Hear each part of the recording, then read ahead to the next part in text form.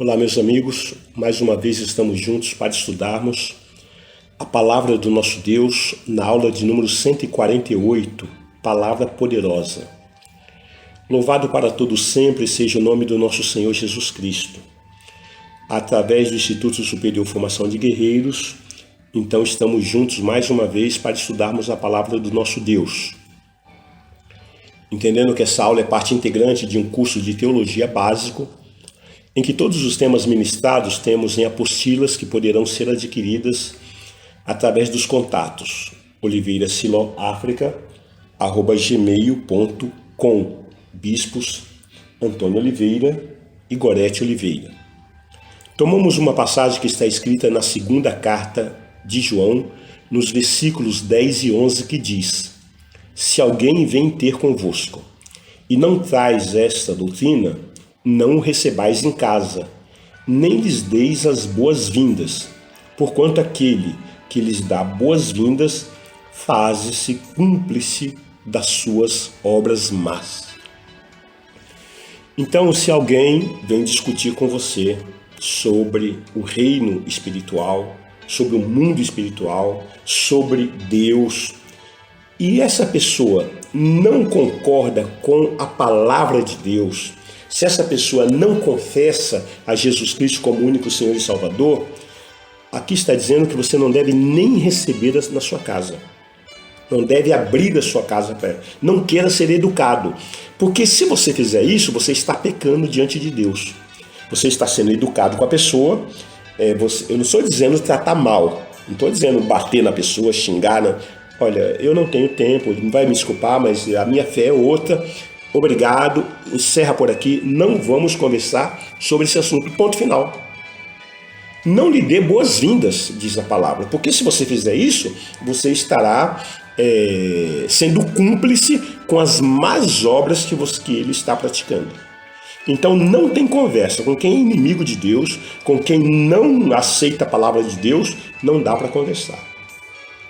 A pessoa que aceita a fé, aceita Jesus, ela aceita a palavra, você fala, e ela recebe a palavra com mansidão, ainda que ela não entenda, aí você fale da palavra de Deus, né? A Bíblia diz: bem-aventurados aqueles que são pacificadores, não os agressivos, né? Não os contenciosos. Então esta é a advertência, esta é a instrução que a palavra nos apresenta. Estamos ministrando nessas aulas sobre bênçãos e maldições 1, e na aula passada nós estávamos falando sobre as maldições do Monte Ebal, e falamos ali sobre a maldição que o Senhor determina sobre a idolatria, sobre a crueldade, sobre a rebelião, e estávamos, por fim, falando sobre a impureza sexual. E ali nós falávamos sobre o primeiro grande juízo que Deus estabeleceu na terra, veio justamente pela impureza sexual, né? Como se foram multiplicados os homens na terra e nasceram filhas, e as filhas de Deus viram que as filhas dos homens eram formosas, tomaram para si mulheres entre todas as que mais lhe agradaram. Então, como começou aquela perversão na terra em relação à impureza sexual, e quando há impureza sexual, há também violência. Amados, quando nós falamos de impureza sexual, você sabe do que eu estou falando. A única forma lícita, abençoada diante de Deus para se praticar o sexo é dentro do casamento. Homem e mulher, duas pessoas de sexo oposto, um homem e uma mulher, que reconhecidamente, publicamente, vai a um cartório, vai perante tal, tem um documento, então está publicado para a sociedade que eles realmente são casados, e com a bênção de um sacerdote de Deus, alguém que seja de Deus. Não alguém que se diz ser sacerdote, diz abençoar, mas não tem poder nenhum para abençoar, porque não é de Deus. Então, nesse contexto, você casou legalmente, você tem a bênção do sacerdote, aí a bênção do Senhor está sobre a sua atividade sexual, né? É isso que nos mostra a palavra. Agora, se você escolheu outra forma de se satisfazer sexualmente e achar que Deus está abençoando, eu quero te dizer em alto e bom som que você está sendo amaldiçoado através das suas práticas libertinas e impuras. seja masturbação, pode ser fornicação, pode ser adultério, pode ser bestialidade, pode ser incesto, pode ser homossexualismo, pode ser lesbianismo, pode ser teoria de gênero. Tudo isso é maldição sobre a pessoa que pratica, sobre a pessoa que aceita, né? Não sou eu que digo isso, é a palavra de Deus que está dizendo isso. E eu sou ministro da palavra e estou aqui ministrando a palavra de Deus. Se você concordar ou não concordar, o inferno existe. Se você gostar ou não gostar, ele continua existindo. Se você aceita ou não aceita, ele está lá. E se você não se arrepender e continuar nesse caminho, não tenha dúvida que, segundo a palavra de Deus, você vai para o inferno mesmo, condenação eterna. Portanto, satisfação sexual, somente bênção diante de Deus. E veja o primeiro juízo. Deus exterminou os homens e os animais na terra por causa da impureza sexual. E aí veja, é uma sociedade libertina, uma sociedade que multiplica a iniquidade através da impureza, a bagunça, filhos fora do casamento, filhos que são gerados fora do casamento. O homem que se deita com 2, 3, 4, 5 mulheres, ele está casando com todas elas. A mulher que se deita com 2, 3, 4 parceiros, está casando com todos eles. Isso daí é maldição sobre a vida da pessoa.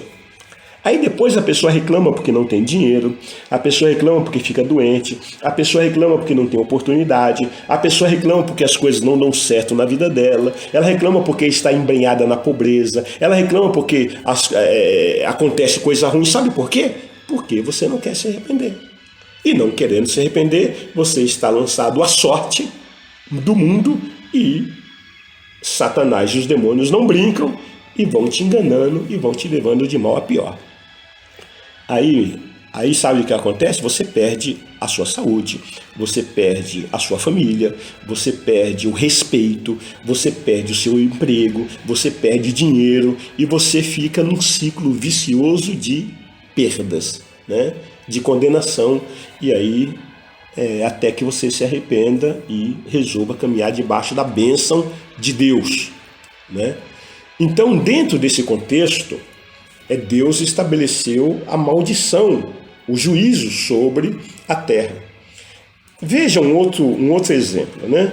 Nós temos em Gênesis capítulo 9, versículos 20 a 25, escrito o seguinte: Sendo Noé lavrador, passou a plantar uma vinha, bebendo do vinho, embriagou-se e se pôs dentro da sua tenda, né? Ele se pôs nu dentro da sua tenda. Cão, pai de Canaã, vendo a nudez do pai, fê-lo saber, fora seus 2 irmãos.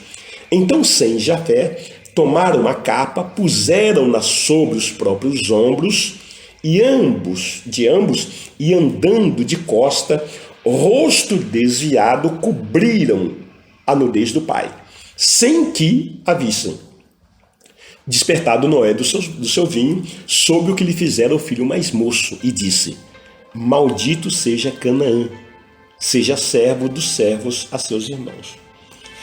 Nessa passagem, o que nós estamos percebendo? Noé, o sacerdote, Noé, o líder, Noé, o cabeça da família, ele pecou, ele errou, ele se embriagou com seu vinho e caiu nu, né? Ficou numa situação vulnerável.